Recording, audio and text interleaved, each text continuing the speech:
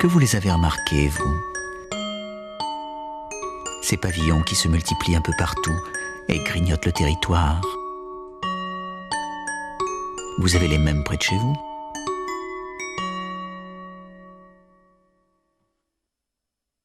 Une dessin. D'accord. C'est là. Maman, je sais que c'est toute la famille de nous. Ouais. C'est écrit. Il n'y a pas de bonhomme dans ton village? Ouais, mais c'était plus coloré. Il y a une maison, c'est des maisons où il n'y a personne qui habite? Il y a quelqu'un? Oui, je suis là. Bon. Vous sortez de la maison? Non, pas des caméras. Bon, on fait là. Toc toc toc, est-ce qu'il y a quelqu'un? Marion et Sylvain sont urbanistes. Fernand déménage. Une maison pour personne. On y va? Ouais, allez.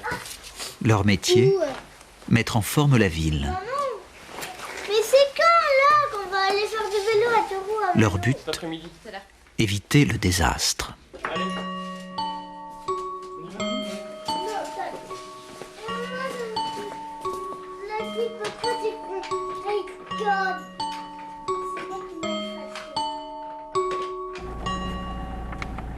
Ils y sont très attachés. Hein. En tout cas, je sais pas si j'ai fait que les deux bouts. Je sais Voilà, pas donc si- là, si- ok, là, tac. Là, par contre, ouais. Là, on est en plein dedans, là. En plein. Dès qu'on a passé le chemin, hop, on l'attrape de face. Quoi. La petite ville à côté de chez eux est en train de boucler son nouveau plan d'urbanisme. Avec le château d'eau. Ouais, Des parcelles convoitées seront bientôt constructibles. Donc à partir de la droite, là, c'est constructible. Voilà, à partir de la clôture, enfin un petit peu plus loin que la clôture. Sachant cela, un promoteur bien informé a pris une option sur ce terrain proche du On centre-ville. fait tout le tour en voiture et puis on... Cette petite on rentre colline après. vit désormais ses derniers moments de tranquillité. Mais ça permet d'avoir, Celui-là, il s'arrête au... Ouais, puis il y a du monde là-bas. Ça permet d'avoir une perception extérieure de tous les premiers abords. Ah ouais, là, je suis embêtée. Je ne m'attendais pas à ce que...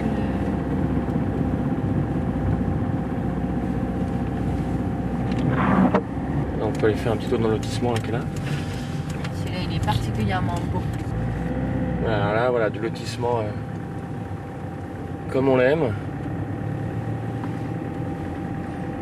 Donc qui sera... C'est pas du tout une physionomie de village ou un petit morceau de quartier quoi. Bah, On a que des voilà, des garages, des queues de bagnoles. Ça c'est vraiment le périurbain dans toute son horreur. Il n'y a plus d'habitants, il n'y a que des conducteurs quoi. Waouh. Bon en fait là on a quasiment la totalité de la parcelle. Voilà, c'est exactement ça. C'est Ouais. toute la partie en dénivelé. Là. Voilà. D'accord. Avec la zone humide à maintenir sur la partie vraiment basse. Tout le point bas à maintenir. Donc en fait c'est essentiellement un flanc de coteau. Voilà. Et pour l'instant, comment ils le voient eux, les élus? Alors pour l'instant, on a fait un projet où il y a effectivement, ils remettent du collectif un peu comme celui-là, en 3 barres comme ça. Qui a fait ce projet? Le promoteur qui a acheté le terrain. Ah d'accord. Notre promoteur a eu du Donc nez. 3 barres dans la partie basse, un peu dans la continuité. Il a sur la négocié basse, l'achat du terrain de longue date, après quoi il en a rétrocédé un tiers à la commune pour qu'elle y fasse du logement social. Un peu comme celle qu'on a vue là-bas quoi. D'accord. Et la partie qui Et la partie Qui est à la commune rétrocédée à la commune, c'est toute la partie. vraiment à droite, là où il y a le vraiment plus à de droite, relief, où il y a le plus là-bas. de relief, ouais. D'accord. Et sans doute là où c'est le plus humide. Là où c'est Sur le la plus partie humide, basse, c'est ouais. clair. D'accord. Pas fou. Non, pas fou, ouais.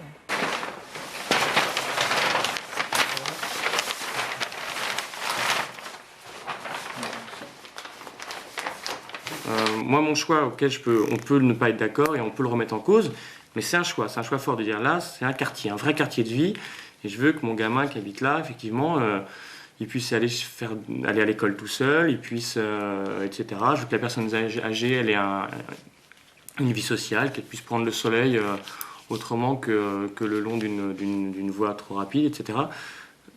Mais que la personne qui habite dans les futurs collectifs du promoteur, quel qu'il soit, voilà, il est un peu autre chose qu'une télé et un lit, quoi. Donc, moi, par rapport à des élus, mon rêve, enfin mon projet, c'est de les faire un peu rêver, de dire voilà, demain, là, vous allez inscrire un lieu de vie, un morceau de ville, un morceau de village, et vous allez le dessiner fortement. Mais c'est sûr que là, pour l'instant, c'est rien. Là, il n'y a rien pour l'instant. Oui.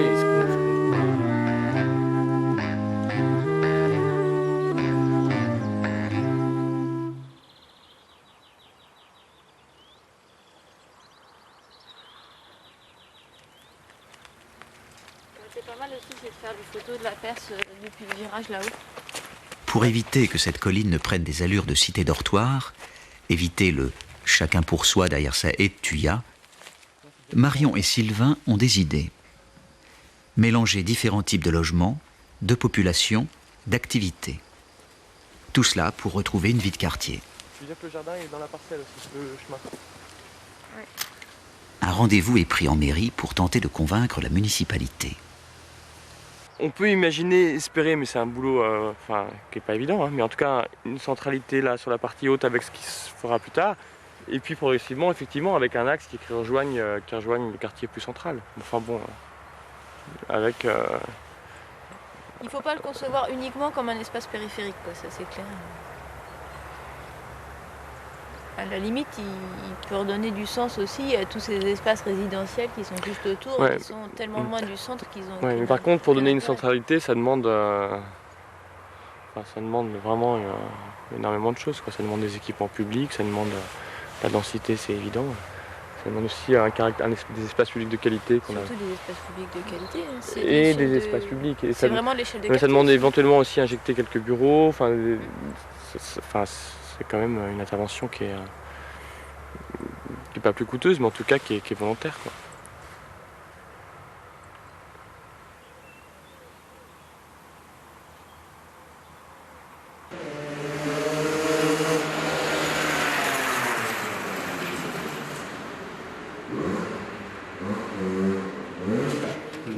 Le village qu'on a connu, peut-être, enfin moi j'ai connu au moins dans mon enfance, petit village de 500-600 habitants. Où en sont-ils, nos élus du conseil municipal ?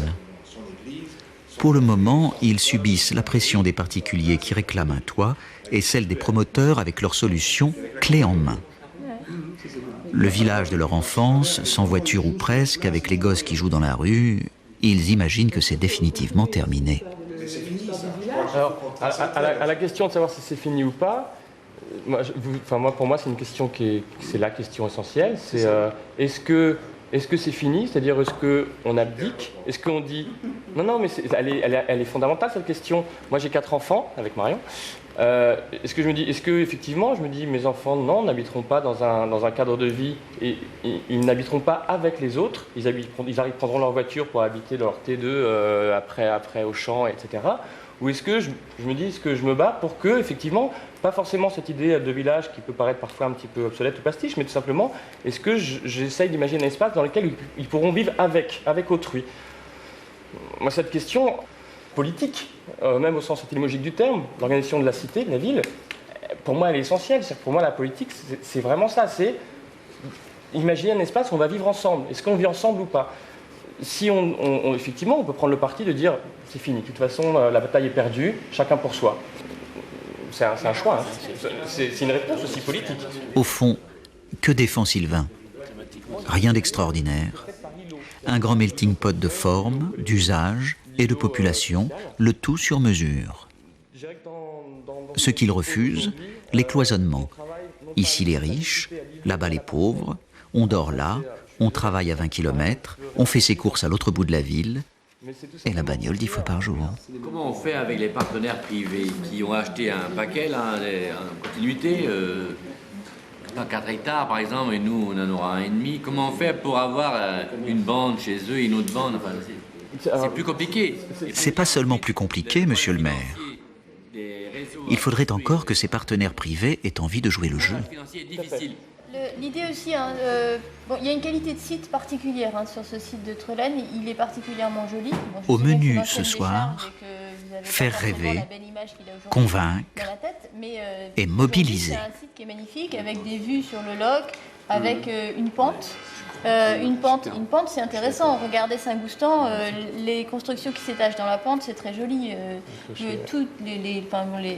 crois qu'on voit 3 clochers depuis le site. Voilà.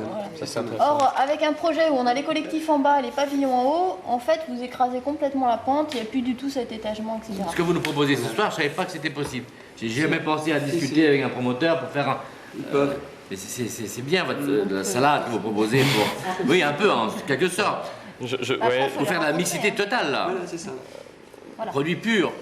Mixité totale. Mixité totale, voilà. Diversité, mixité Sans totale. cloison, sans mur. Ah bah si, il y a des cloisons, c'est-à-dire que il y a quand même, chacun est chez soi, il n'y a pas de vis-à-vis chez le voisin, c'est aussi l'intérêt un petit peu de la maison de ville, c'est qu'on est proches les uns des autres, mais on a notre espace d'intimité. Moi, ça me plaît, hein, votre... Moi aussi, ça me plaît. Ah ouais, ça me plaît beaucoup. Peut-être pas s'emballer trop vite. Monsieur le premier adjoint rafraîchit les mémoires. Jeune Jean, le promoteur, Si on n'a pas les outils, quels moyens on aura, monsieur le maire, le service urbanisme, pour s'imposer à lui et lui dire ah ben non, là on voudrait faire autre chose et là on a des petites études qui sont bien, qui sont charmantes et c'est ça qu'on voudrait que vous nous fassiez. Et si monsieur lui dit rien à foutre, moi j'ai acheté ça, voilà, et vous ne pouvez pas vous y opposer puisque le règlement de votre poste que vous venez de voter me le permet. Après, le promoteur nous envoie au tribunal administratif et puis s'il a gain de cause... Cela dit, si le promoteur n'est pas d'accord, c'est dommage parce que vous êtes en train de faire l'élaboration du plus et c'est pas sûr que ça sera constructible. Vous êtes dans un rapport de force et c'est vous qui avez la balle. Donc à vous de savoir où vous mettez votre exigence.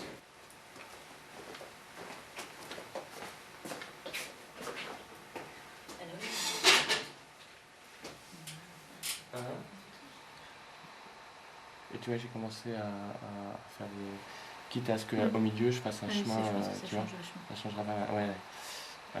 c'est quoi au juste la ville façon Marion et Sylvain? Des ruelles aux façades légèrement décalées, des recoins par-ci par-là où les plantes s'immiscent.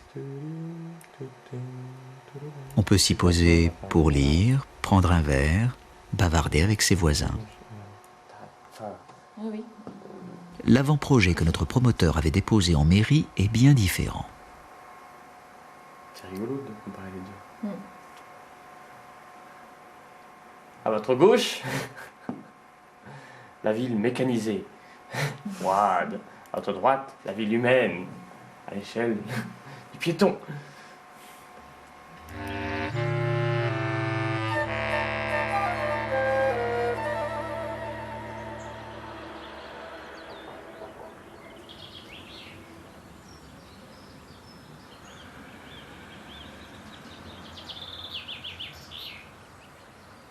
Non, on peut toujours préciser qu'il y a l'espace suffisant, mais qu'on n'organise pas tout pour la voiture, comme effectivement c'est le cas ici. Le truc, c'est que quand même, ce qui nous a fait faire ça, là, c'est que ce qu'on craignait, c'était ça. C'est-à-dire un découpage un peu caricatural avec le logement social, le pavillonnaire, le collectif, le tout relié par des voies bourrées de stationnement. Qui ne sont pas des rues. Et qui fait qu'on a une zone et pas un quartier. Monsieur le maire est volontaire. Il a invité les promoteurs à venir écouter la bonne parole de Marion et Sylvain. Introduire des urbanistes dans ce cénacle, ce n'est pas vraiment l'usage. Mais pour le moment, chacun y met du sien. Alors, là, on avait vu avec vous, avec les élus, quelques photos de secteurs périphériques à Auray, mais j'ai envie de dire, c'est à Auray et c'est partout. C'est un peu ce qu'on aimerait ne pas voir. Ça commence fort. Et pourtant, on dit qu'on a une très belle ville. Alors, Sylvain exhibe aux yeux de l'assistance ce que des opérateurs comme ceux qui sont assis autour de la table ont produit ces dernières années. Soyons clairs, c'est 90% des espaces périurbains aujourd'hui, des espaces qu'on produit. Ce qu'on ne voudrait pas, c'est que les espaces publics soient des parkings, soit de l'asphalte, des marais d'asphalte. Et ce qu'on ne voudrait pas, c'est également avoir on voit des architectures qui sont souvent relativement standardisées, avec du coup des espaces un petit peu stéréotypés, et puis aussi un petit peu ghettoisés. On sait qu'on est dans du social, on sait qu'on est chez tel type de personnes. On a plus un paysage de produits immobiliers que de villes. Enfin, la base de notre intervention, c'est bien d'éviter ces écueils-là, qui sont durs, très très durs à éviter. Mais il y a un enjeu de taille. Est-ce qu'on fait une zone résidentielle ou est-ce qu'on fait un quartier? La réponse, j'ai envie de dire que ce soit en termes de plan masse, d'architecture, d'espace public, de stationnement, d'activité, c'est la diversité. Éviter effectivement éviter le vice du copier-coller et des réponses toutes faites qui font qu'effectivement on a des quartiers qui sont les mêmes à Auray et à Toulouse. Qui sont toujours les mêmes, quoi, qui sont rue des Lilas, rue des Goélands, qui sont tous sauf des rues des Goélands. Enfin, on est bien d'accord. Finalement, on sait évidemment ce qu'il ne faut pas faire, mais maintenant, comment on va le faire? Tout est totalement à revoir, ou à voir, plutôt qu'à revoir. Alors, je vous le distribue. Ne hurlez pas tout de suite.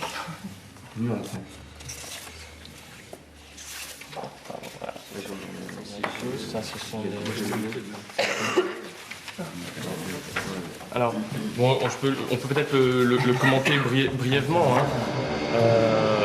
Les principes, c'est effectivement de retrouver des îlots. Moi, première action que je vois quand je vois ce plan masse, je le trouve intéressant mais contradictoire. Le voilà, notre promoteur privé qui détient les 2/3 du terrain. De façon assez naturelle en frange d'un promoteur, aménageur et constructeur. Et moi je sais qu'eu égard des objectifs qu'on a sur ce terrain, on est sur une densité qui est très faible. J'allais dire trop faible par rapport, je veux dire, aux éléments que l'on a. Là, on est terriblement consommateur d'espace. Moi, je sais que par rapport aux objectifs que j'ai sur le secteur, c'est une traduction qui est tout autre.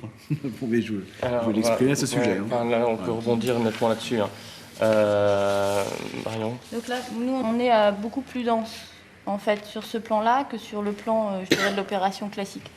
Puisqu'on arrive pratiquement à 3000 m² d'emprise au sol, alors qu'on était à 2200 m², je dirais, dans l'autre, sur un hectare. Marion prouve, chiffres à l'appui, que son projet génère bien plus de surface habitable que l'opération envisagée par le promoteur. On a le sentiment quand même d'avoir une consommation de l'espace. Je veux dire, avec, je ne sais pas si vous partagez un peu mon point de vue, je veux dire, quand on regarde le plan, bon après, ce sera pas une travail, quand je vous écoute vos chiffres, je suis en phase avec vous, mais quand on regarde le plan, en fait, ça donne une autre approche. Les chiffres sont tirés du plan. La première salve a fait chou blanc, mais la suivante... La suivante risque d'être plus mordante. Il faut quand même voir que sur 250 ou 300 logements qu'on a imaginés tout à l'heure, ça nous fait 500 places de stationnement. Oui, elles ne sont pas dessinées là pour le moment.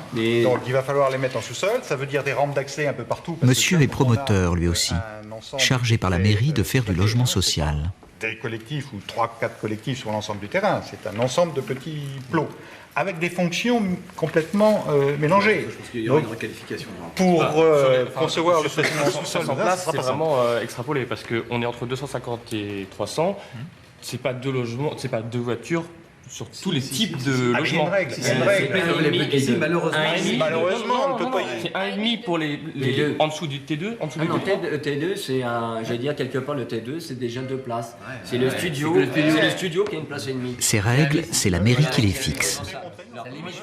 Et monsieur l'adjoint à l'urbanisme se charge illico de les rappeler. J'ai toujours tenu cette politique, en disant mettez-moi la moitié du stationnement en sous-sol et l'autre moitié en surface. La moitié des stationnements en sous-sol, ça coûte cher, mais le jeu en vaut la chandelle. Mine de rien, nos élus sont en train de fixer leur niveau d'exigence. À un moment, il y a une contradiction à résoudre. D'un côté, vous voulez un urbanisme qui soit sympathique et qui fasse oublier les voitures, et puis d'un autre côté, vous dites qu'il faut augmenter le nombre de places. Et comme on ne peut pas les mettre en sous-sol parce qu'on sait bien que les gens ne l'utilisent pas le midi, à Vannes d'ailleurs, ils sont dans cette même logique, puisqu'ils lui disent qu'il faut au minimum une place par logement en aérien, ce qui fait encore moins de construction au sol possible. Donc, et encore moins d'espace vert au final. Nous y sommes. Ce qui dicte les choix de toutes ces bonnes volontés autour de la table, c'est la sacro-sainte voiture. C'est pas demain la veille qu'on restreindra sa place dans la cité. Je crois qu'il faut qu'on se donne des objectifs qui soient réalistes. Parce que sinon on va se faire plaisir et puis... Non, c'est pas pour ça. Après, je crois qu'il faut avoir le recul après. Dans le montage juridique, on ne pourra pas faire n'importe quoi, effectivement. Alors je veux bien comprendre qu'effectivement, dans l'élaboration du plan qui sera élaboré, approuvé, on va déterminer après effectivement des secteurs. Il y aura peut-être effectivement des compensations, mais je veux dire, quand je dis compensation, je veux dire entre des échanges de foncier par rapport à un découpage qui existe à l'heure actuelle, qui est très clair. Mais pour moi, je ne veux pas dire que c'est à la marge, mais dans l'esprit, on reste sur ce qu'on avait convenu au départ. Effectivement, il y a de quoi déchanter. Bon, c'est pour ça je trouvais que la fin de la réunion, ça partait très très vite, quoi. Tous ces sujets qui auraient dû être abordés. C'était une autre réunion. Je sais pas, mais ça sera une autre réunion, mais le problème c'est que... c'est que cette réunion-là, ils vont la faire sans nous, quoi. Voilà, alors maintenant, pendant 15 jours, il va y avoir les coups de téléphone en off entre Roussel et les 3 promoteurs.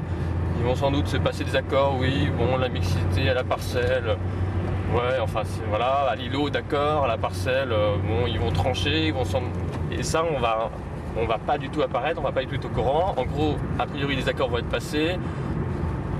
Nous, on va arriver et on aura des nouvelles contraintes. Enfin, moi, c'est ce que je crains.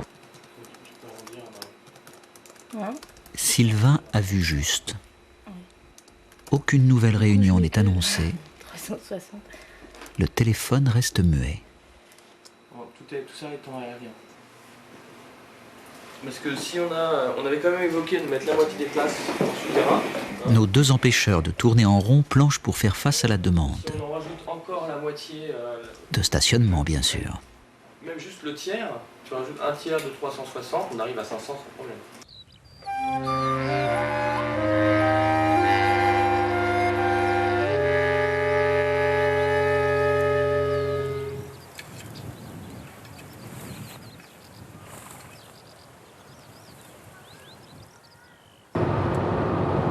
À nous aussi de poser la question clairement aujourd'hui. Hein. Est-ce qu'on va vers ce projet ou pas? Est-ce que d'abord ils y croient et est-ce qu'ils le défendent avec nous? Parce que sinon, effectivement, sinon ça risque de se déliter, ou en tout cas pour le tenir jusqu'au bout, ça va être vraiment la croix et la bannière sans arrêt.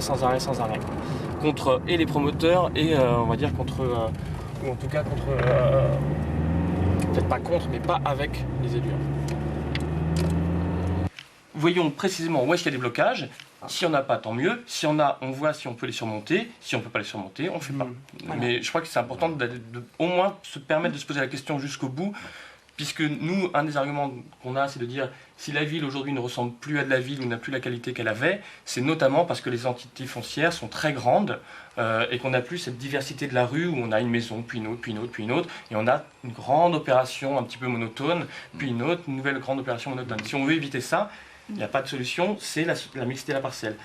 Si on peut y arriver, tant pis, mais je veux dire, au moins essayons, posons-nous la question et voyons dans quelle mesure il y a des blocages, ou en fait, si c'est surtout pas des blocages qui sont d'abord culturels. Demain, si on éclate, j'allais dire, cette surface, si on l'éclate, obligatoirement, autant d'éclatements, autant d'actes notariés. C'est clair. Mais sauf qu'il y aura de toute façon à la fin un éclatement.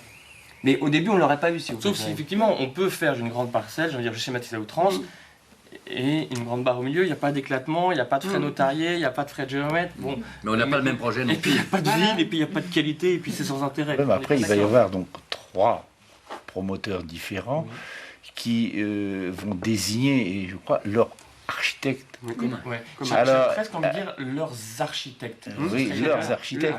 Et est-ce que là, est-ce que les premières difficultés, est-ce que des difficultés vont pas apparaître là sur la volonté que pourraient avoir trois groupes de travail d'architectes, associer tout cela, est-ce que ça risque pas de... Non. Et est-ce qu'ils... donc les promoteurs acceptant, mettons, votre plan de principe d'aménagement, et si les architectes derrière, mettons, n'adhèrent pas. Vous ne croyez pas si bien dire, monsieur le premier adjoint. D'autant que nos urbanistes ne sont encore missionnés par personne, ni par les promoteurs, ni par vous-même.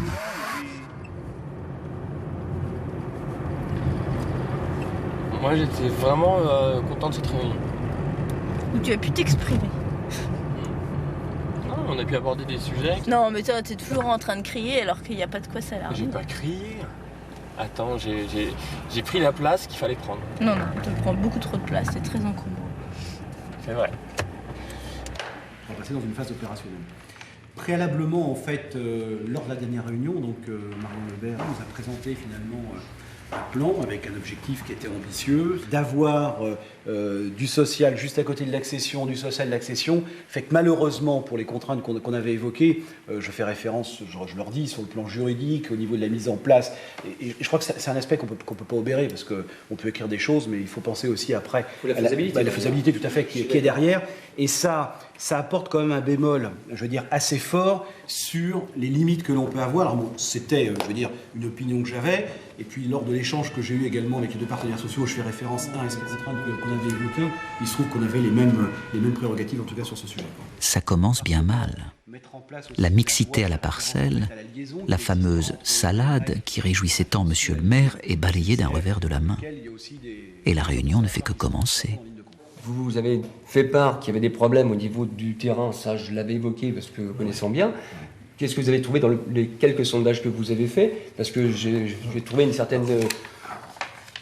C'est-à-dire, pour tout dire, depuis qu'on s'était revus, on a réfléchi à ça et on a intégré tous les paramètres de ce terrain. Hein, les problèmes de voirie, les problèmes de terrain mauvais. Là, on est à moins 5 mètres ici, dans cette partie basse. Là, oui, ça, je sais. Des problèmes de pente, de terrain. Celui qui met en avant ces problèmes apparemment déterminants, c'est un architecte mandaté par le promoteur privé. Donc voilà l'analyse, nous, qu'on a eue. Vous avez échafaudé quelques... on va vous montrer ce qu'on a échafaudé. On parlait déjà. Hein, mais bon, on a échafaudé, bon, c'est comme vous, hein, vous avez lancé un problème, mais nous, on ne prend pas ça dans ce sens-là. Vous voyez, on est un peu plus pragmatique. On calcule d'abord. Combien on peut mettre. Autrement pragmatique. C'est pas plus pragmatique. Ah bah si, bon, nous, on fait des tableaux, des chiffres. Bon, nous aussi. C'est vrai parce que... Nous aussi, on fait des tableaux et des chiffres. Sylvain s'énerve. Il voit bien ce qui se cache sous le terme pragmatisme. Donc on a trouvé quelques immeubles avec sous-sol. Alors si on les met à sous-sol, on les met avec ascenseur. Si on les met avec ascenseur, on va au taquet au niveau hauteur pour faire R+2 plus comble. Hein, pour rentabiliser le nombre de logements, quoi. Il faut... Comprenez bien, l'architecte est en train de décrire l'opération type de celle qu'il réalise à longueur d'année. Sans doute a-t-on oublié de l'informer de la recherche d'une alternative. Donc c'est vrai que par rapport à un alignement sur rue qui donne plus l'image du petit village, genre Saint-Goustan ou Saint-Pierre-Quiron, ça ne donnera pas la même ambiance. Hein. Ça, c'est clair. Deux points différents. Mais nous, c'est ça. Et là, si j'ai bien compris, les stationnements qui, à mon avis, sont un petit peu justes. Ah, les stationnements. Ça ne va pas calmer Sylvain. Je suis un peu atterré par ce que j'entends. Mais je préfère laisser parler Marion parce que sinon, je crois que je vais m'emporter. Non, mais effectivement, c'est pour ça que je préfère laisser parler Marion. Voilà. C'est deux plans qui sont à peu près opposés en termes de conception urbaine. Donc, l'idée, c'était de faire une opération innovante. Donc effectivement, là, on n'est pas du tout sur ce principe-là, puisqu'on retrouve soit le type de petite maison en bande qu'on a à Jean Marcat, par exemple, ou enfin, sur pas mal d'opérations dans le secteur, et puis sinon une série de petits collectifs qui se succèdent. Mais pour nous, ça n'a jamais constitué une trame urbaine cohérente, je dirais, et une ambiance de quartier. Dans aucun tissu périphérique d'aucune ville du Morbihan. Est-ce que les alignements sur rue, tels qu'on peut le trouver au centre des villes, est-ce que là c'est justifié, quoi? C'est périurbain, c'est pas vraiment... on ne cherche pas l'urbanité très forte avec les alignements. Il y en a que partout, ça serait peut-être pas mal aussi, quand même. C'est une question, effectivement, c'est une très bonne question. Aïe, aïe, aïe, ça se corse. Et d'autres difficultés nous attendent sans doute. Vous avez deux styles d'approche différents, peut-être, mais quelque part, je pense qu'on peut construire quelque chose. Là, il y a quand même un fait nouveau qui est par rapport à la dernière réunion, c'est que les différents promoteurs ont fait le choix de choisir un seul maître d'œuvre en architecture, un seul cabinet. Donc qui en principe, d'après ce que j'ai compris, hein, c'est ça? Je sais pas, vous avez choisi le... Et qui en principe, donc du coup, va assurer la cohérence de l'ensemble. En priori, donc il fait office d'architecte urbaniste, si j'ai bien compris, c'est ça? D'accord. Ah oui, tout à fait. Oui. D'accord. Donc c'est vrai que là, il y a doublon. Nous, l'intérêt aussi de notre présence, c'est le fait qu'il y ait plusieurs maîtres d'ouvrage et donc plusieurs architectes, et qu'il faut un urbaniste pour coordonner l'ensemble. Comme les trois promoteurs ont choisi de faire appel à un seul et même cabinet d'architectes, ce que craignaient nos urbanistes pourrait bien se concrétiser. Une zone d'habitat standardisée. Et ça, c'est la cerise sur le gâteau. À l'arrivée, il n'y a plus qu'un archi pour tout le truc. J'ai envie de dire, on part déjà avec un projet qui est super boiteux. Ouais, mais l'idéal, c'est qu'il en faille 70.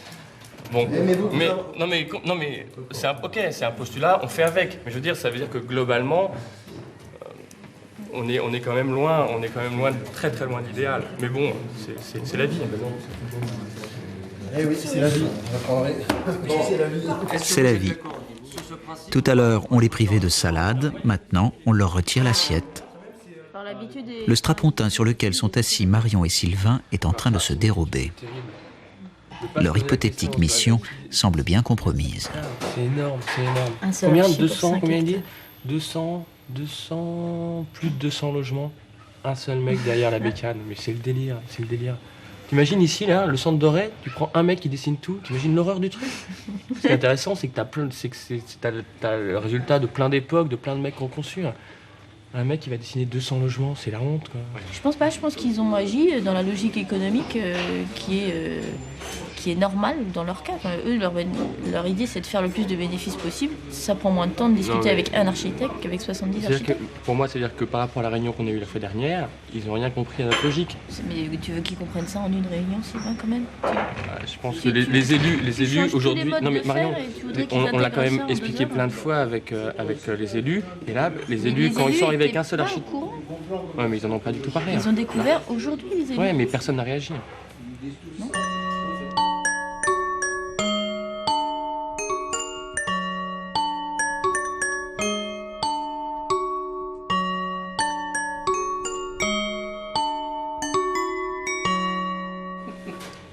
Moi, j'ai l'intention de récupérer les programmes, effectivement. Et avec les programmes, ça va être de faire pour eux le plus économiquement rentable. C'est-à-dire que voir partir dans leur logique, savoir ce qui est l'optimum pour eux, et après la composer avec la nôtre. On sait très bien ce qu'ils recherchent eux. Donc ce qu'il s'agit, c'est pas de proposer un projet parfait, mais qui aille contre leurs intérêts. On peut très bien faire un projet parfait qui comble leurs intérêts. Donc on va travailler de cette façon-là.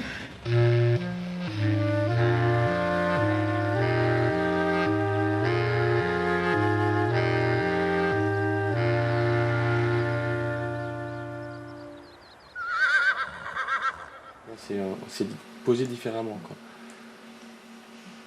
Et même, je pense que tu gagnes en nombre de logements.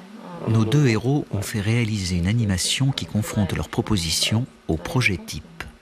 C'est vraiment une question de composition générale, quoi. T'as le même volume, il y a le même volume en mètres carrés habitables au début et à la fin. Voilà. Exactement le même, d'accord. Ouais, exactement le même. Donc, ouais, là, c'est clair que là, on est dans la banlieue, quoi. Là, on est vraiment dans la banlieue. Vas-y, accélère le... Ouais, là, on arrive vraiment à la notion de village, quoi. Bon, c'est important, ouais. C'est-à-dire que là, le paysage, effectivement, c'est un paysage de rue. Là où on avait au départ un paysage de parking, quoi. Ouais. D'accord. Ouais. Mais il faut bien aussi mettre l'accent sur le fait qu'entre la première et la dernière image, on a exactement le même nombre de places de stationnement. On a le même nombre de places, donc soit sur les petites poches, soit sur la voie, soit en sous-sol, hein, avec deux rampes d'accès qui sont aménagées et qui permettent d'avoir le stationnement des collectifs, notamment en sous-sol. Voilà. Donc sinon, l'autre truc, c'est les jardins. Ouais.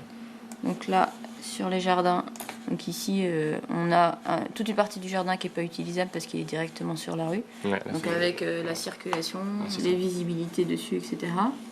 Alors qu'effectivement, dans le deuxième modèle, les jardins sont en cœur d'îlot. Alors effectivement, à chacun d'aménager sa parcelle pour préserver vraiment son intimité. Ouais. Mais on a des vis-à-vis qui sont quand même super longs entre deux façades. Et puis par rapport à la rue, c'est la maison qui fait barrière, quoi. Donc, d'accord. On a une façade rue, une façade jardin. Ouais. Il faudra insister sur les commerces, qu'il n'y avait pas du tout avant. Les commerces de proximité impliquent aussi donc, moins d'usage de la voiture. Et ça là-dessus, il faut vraiment, non seulement en termes pratiques, mais aussi en termes esthétiques. Tout de suite, là, la rue, elle devient... non, ça anime tout de suite. Là, ce qui est criant, c'est vraiment, notamment, elle est plus étroite. Ouais.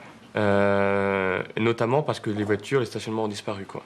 La question des stationnements, elle est cruciale, quoi. Là, sur le gabarit de la voie, il y a deux choses. Il y a les stationnements, puis il y a le recul des 5 mètres des constructions aussi. Ouais. Donc ça, c'est l'espace tampon par rapport à la voie qui disparaît. Ouais, d'accord. Donc vas-y, hop. Donc on voit les maisons qui se rapprochent de la voie, ou des petits retraits pour mettre quelques plantes, des chaises ou un commerce. En fait, l'idée, c'est que la voie, elle est suffisamment conviviale pour qu'il n'y ait plus besoin d'espace tampon. En fait. Et c'est aussi le bâti qui donne la perspective de la rue, quoi. Oui, tout à fait. Donc on est vraiment sur ça, faudra bien... L'idéal serait d'imaginer la même chose, mais avec une architecture vraiment diversifiée. Même ne serait-ce, toi, tu mets des couleurs de maison, une maison à toit plat, une maison en bois, une maison en ceci, en cela. Et on arrive à un vrai village contemporain. Au fait, Nos urbanistes viennent d'être officiellement mandatés pour réaliser le plan masse du quartier par la mairie, mais aussi par le promoteur privé. Non, c'est bien. Le problème maintenant, c'est de trouver un terrain d'entente avec l'architecte. C'est vrai qu'un architecte, il démarre son boulot à partir du terrain, quoi. Hein, et on n'a pas la même vision, apparemment, vous, que nous, hein, de la chose, quoi. Hein, de l'urbanisme et de tout ça. Hein. Donc c'est vrai, là, vous reproduisez un peu les schémas du début. C'est plus pour voir la faisabilité, en fait. Mais ça correspond pas à ce que veut notre client, déjà. Hein, et ils l'ont dit à plusieurs reprises, ils étaient là tous les trois. Moi, je sais pas où ça va nous mener. Hein. Moi, je n'étais pas d'accord, hein, des alignements sur rue, là. Parce que ça peut être beaucoup plus souple. Moi, je veux qu'on me montre. Hein. Là, on est en train de redensifier. Ça, bon, ok, hein, tout le monde est d'accord. De toute façon, on peut pas faire autrement. C'est la loi. Mais je voudrais pas qu'on aboutisse à un truc extrémiste et à rater. Parce que actuellement, les trucs que j'ai vus, c'est raté. Hein, je m'excuse. Hein. De quelle densification et de quelle loi parle-t-on? Revenons aux années 70, quand pour doper la croissance, l'État pousse les classes moyennes à investir dans la maison individuelle. Conséquence, étalement urbain sans limite, augmentation massive des déplacements en voiture, surconsommation d'énergie, charges accrues pour les ménages, j'en passe. Il faut réagir. On va réagir 30 ans plus tard. Le gouvernement établit un nouveau cadre légal, la loi SRU. Objectif, économiser le territoire et réinventer la ville. Hein, si c'est bien, on n'en parlera pas, on dira les promoteurs ont fait des belles machins. Si c'est mal, c'est l'architecte qui va prendre. C'est toujours nous qui prenons. Ah non, mais bien sûr. J'ai payé pour savoir. Hein, quand c'est raté, qui est l'architecte qui a dessiné ça? Non mais, bon, pourquoi cette volonté absolue d'être en limite sur rue? Je comprends pas ça. Pour avoir des jardins plus grands oui, mais enfin bon, vous n'avez pas l'espace tampon. On vous a jamais expliqué ça, l'école d'architecture, les espaces tampons par rapport au public, semi-public, tout ça. Bon, ça c'est vrai, c'est tout le temps vrai. Ça. Ouais. Vous devinez ce que Marion et Sylvain pensent de l'espace tampon. Mais ils se sont promis de ne pas céder à la provocation. Ils tiennent bon. Là, vous avez tout juste 5 mètres. Ouais. Marion poursuit sa tournée diplomatique. Chez le promoteur privé, elle rencontre le directeur technique, histoire de prendre la température. Mais c'est vrai qu'avant d'aller vraiment dans le détail... Donc nous, on a dit globalement qu'on était prêt à jouer le jeu, de réfléchir déjà sur une opération, de jouer le jeu avec vous, donc de faire des choses qu'on n'a peut-être pas l'habitude de faire. Ouais. Bon, maintenant, il faut aussi que ça se vende. Hein. Tout à fait, non, mais je pense qu'il ne s'agit pas de faire des produits donc, qui soient... vous voyez, vous ressentez un peu ce que je vous ai dit. Elle repartira avec l'impression que ses propositions commencent à rencontrer une oreille attentive. Bon.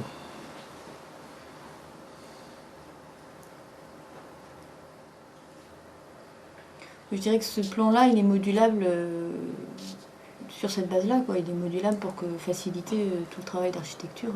C'est très facile d'intervertir deux constructions, deux programmes. Bon, bah voilà, c'est tout. Hein. Voilà. Très bien. Si c'est validé par tout le monde,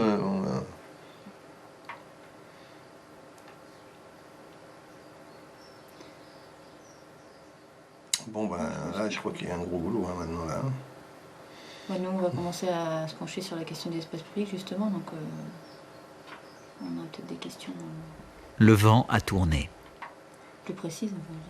Plus question d'invalider la proposition des urbanistes au motif que les promoteurs n'en veulent pas.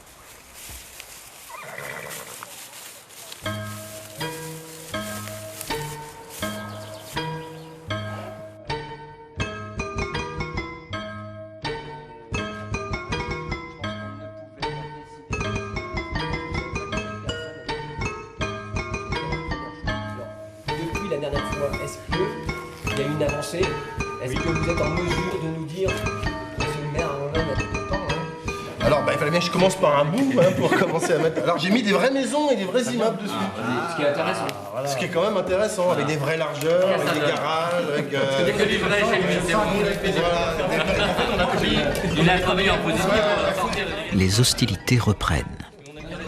Il semblerait à présent que le projet des promoteurs ne rentre pas dans le plan masse des urbanistes. Argument choc. Alors là, on voit que sur ce plan-là, il y a en gros 1 tiers, 2 tiers là, pour arriver à la zone constructive. Et moi, quand je mets le programme, j'arrive à la moitié. Ah oui, la maison toute faite, ça rentre pas forcément dans les plans. Non, c'est pas. La surface qu'il faut voir. Ça aurait été pratique, sinon c'est un peu du plan masse éventuellement. Il y a les contours de toute Moi, façon. j'aurais préféré qu'on travaille dans le sens, c'est-à-dire que les parcelles étant définies, Oui, on voit je crois que c'est un peu travaillé à l'envers. Attends, il y a un programme, il y a un programme quand même. Il faut respecter. Oui, il y a un plan masse également. Ah oui, Donc ça rentre pas. Le programme rentre pas là-dedans. Qu'est-ce qu'on pense? Est-ce que vous en sortez? Ici, ça me Vous arrivez à trouver Ici, ça me suffit comme ça. Non, c'est jamais gagné.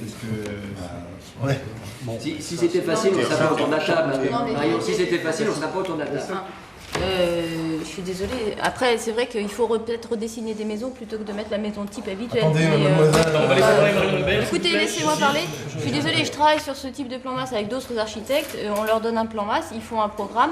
On fait qu'effectivement une forme architecturale qui est peut-être pas tout à fait celle qu'ils font d'habitude, mais ils arrivent à réinventer, ils proposent un produit qui rentre tout à fait dans le plan masse. C'est pas du tout. L'idée, c'est pas d'aller coller des petites maisons, quoi. Ça fait quand même un moment que je fais des maisons. Oui, on voit ça et vous en refaites plus souvent apparemment, parce que là, franchement, ça paraît complètement détestable. Les maisons qu'on a fait là, il y a des maisons de 7,50 m de largeur, des maisons à 10,50 m. Vous connaissez les trames des maisons, 7,50 m, c'est ce qu'on peut faire de plus petit. Il y a les deux types. Il y a les deux types, il y en a à 7,50 m et d'autres à 10,50 m. Bon, on a mis les deux types, bon maintenant, j'ai pas fini, il faut que je regarde. Marion a, semble-t-il, étouffé dans l'œuf la nouvelle offensive. Voilà. Ce découpage-là, il convient ou il convient pas? Moi, je pense, on est bien tous d'accord. Oui, mais non, mais nous, non, mais attendez, il nous convient très bien, c'est ce qu'on avait dit, on s'est mis d'accord, et avec M. Patrick, c'est ok.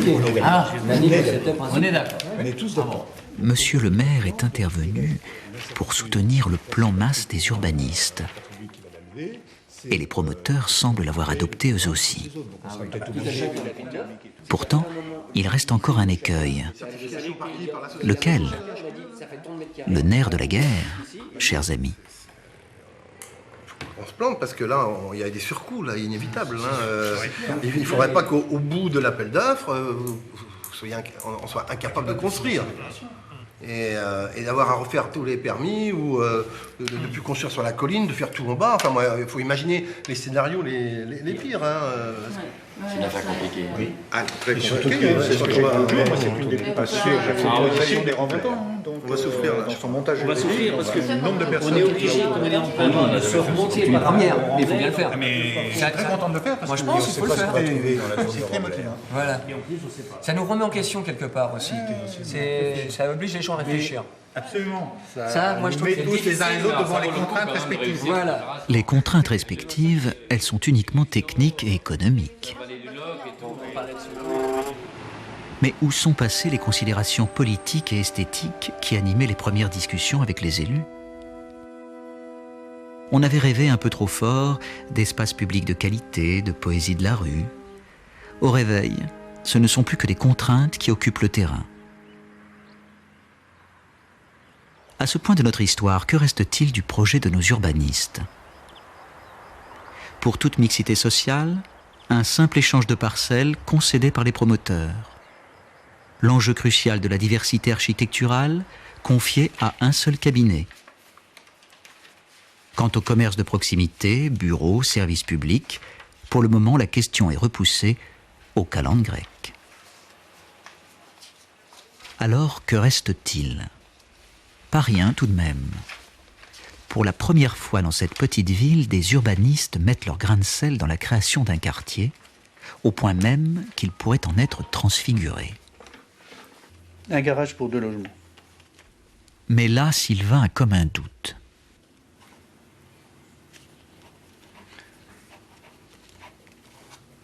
Et le reste en surface, quoi. Et le reste en surface. Ce qui veut dire en pourcentage, on est bien moins que la moitié. On est bien moins que la moitié des garages en sous-sol.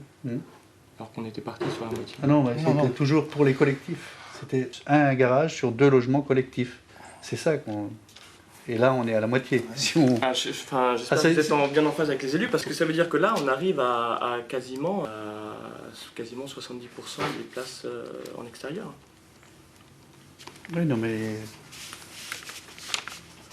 Ça me semble énorme. Ça veut dire qu'il n'y a plus de jardin, quoi. Et hop, plus de jardin.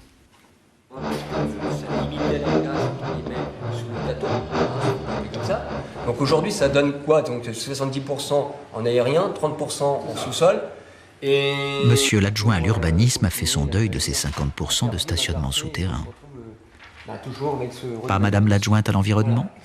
Je préférerais voir un secteur comme ça, qui sera quand même en cœur de logement, avec un terrain de foot dessus et puis sous les bâtiments un peu plus de stationnement, que d'avoir une aussi grosse surface qui va être forcément traitée, à mon avis, avec du bitume.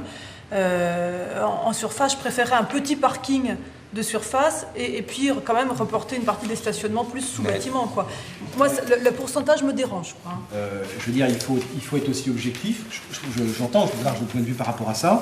C'est qu'en fait, plus on multiplie, je veux dire, au-delà le nombre de parkings en sous-sol, ça veut dire qu'on génère sous-sol par rapport au niveau ascenseur, et on est automatiquement sur une gamme d'appartements, en fait, qui, au niveau prix, on échappe, en fait, je veux dire, à une clientèle que l'on souhaite avoir. Vous vouliez de la mixité sociale? Vous en aurez, mais avec des autos un peu partout et du bitume à la place des jardins. C'est discutable. Pourtant, nul ne répond. L'incidence sur le prix de vente est énorme. Et après, on se retrouve, c'est trop cher, on ne peut pas accéder. Quand il y a trop de parking souterrain, qu'est-ce qui se passe? Les gens n'y vont pas. Et ils vont sur les trottoirs. Donc, en fait, l'image, elle est perturbée parce que les gens sont sur les espaces verts, sur les trottoirs. Donc, c'est un signe sociologique ou psychologique. On a tout fait depuis 40 ans pour que la voiture se stationne quasiment dans le salon. Mais non, mais c'est les architectes. C'est pas nous qui allons faire ni la police, ni obliger les gens. Ni ça. Socialement, on est encore dans un pays libre, les gens ils font un peu ce qu'ils veulent. Donc il faut leur donner les outils, les moyens pour qu'ils puissent être à l'aise chez eux, y compris avec leur bagnole, malheureusement. Si effectivement les rues permettent de stationner, évidemment les gens iront dehors. Mais si on fait des espaces publics avec des rues où la voiture n'a pas sa place, par défaut, les gens vont en sous-sol. Si on attend que la culture change pour dire « Ah, les gens maintenant veulent aller en sous-sol », on ne fera jamais rien. Si on les contraint à aller dans les sous-sols, ils iront. Je veux dire, c'est est-ce qu'on veut être acteur ou pas, quoi.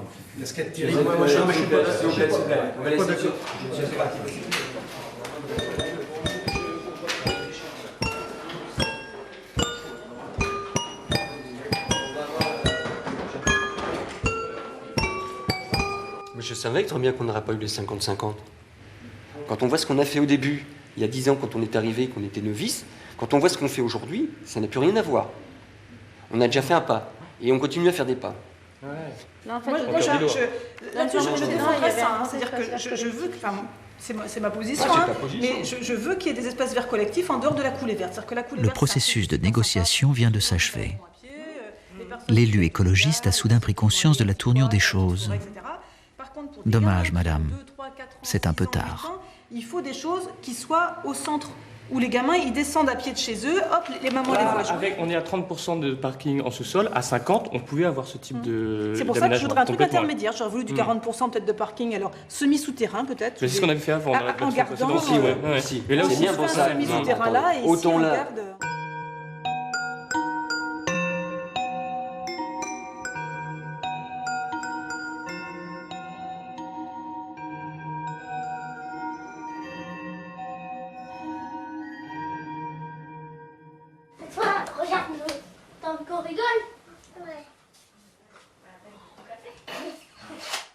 C'est surtout chez les élus qu'il faut faire comprendre quelque chose, c'est qu'en fait ils ont un pouvoir, ils ont d'abord une responsabilité, mais ça ils en ont conscience. Par contre, je pense qu'ils ont moins conscience du pouvoir qu'ils peuvent avoir pour changer on va dire le cours des choses, le cours du quartier, le paysage, l'usage. Et très souvent, ils n'osent pas prendre ce pouvoir. Parce que d'abord, il faut bien se rendre compte qu'ils ne sont pas formés pour. C'est des élus, la démocratie, c'est des gens comme tout le monde, face à des professionnels que sont les promoteurs qui ont leur batterie de personnel, et qui sont très habiles et dont c'est le métier. Donc là, il y a quand même un problème, d'équilibre, de rapport de force entre un élu et des professionnels de l'immobilier. Tout le travail de réflexion sur ce que doit être la ville, ce que doit être la sociologie d'un quartier, ce que doit être le paysage d'un quartier, il est absolument pas abordé. On raisonne uniquement en termes de produits immobiliers et en termes de règlement de place de parking. Par contre, la logique ou tout simplement le plaisir de l'espace n'est pas abordé avec les personnes qu'il faudrait. C'est limite, ça devrait être des questions qui devraient être abordées par les gens qui vont y habiter ou les associations qui se posent ces questions effectivement. Et c'est vrai que si nous on n'apparaît pas, personne ne fait ce travail-là, quoi. C'est n'importe quoi. C'est vraiment n'importe quoi. De toute façon, là maintenant, il faut compter sur l'exemplarité, plutôt en approfondissant sur quelques projets phares, et c'est pour ça que c'était intéressant d'avoir ce projet-là. Mais on peut pas tout voir. Enfin, c'est clair que toutes les communes sur lesquelles on travaille pour l'élaboration des PLU, ils viennent et nous montrent leurs projets. Mais c'est vrai qu'on voit partir des tas de lotissements qui ne sont pas du tout en accord avec l'esprit de développement de la commune. Et puis on se retrouve complètement impuissant face à ça, quoi.